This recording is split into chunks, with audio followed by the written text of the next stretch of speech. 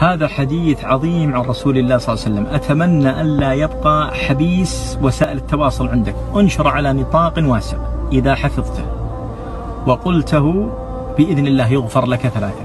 جاء عند النسائي وصححه الألباني من حديث محجن ابن الأدرع رضي الله تعالى عنه قال: دخل رسول الله صلى الله عليه وسلم المسجد فرأى رجل قضى صلاته وهو في التشهد، يعني قبل ما يسلم وش قال؟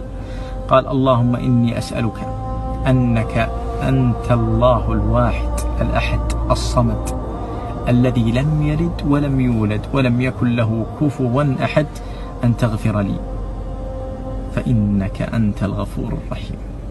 قال عليه الصلاة والسلام: قد غفر له ثلاثا. عرفت هالفضل العظيم؟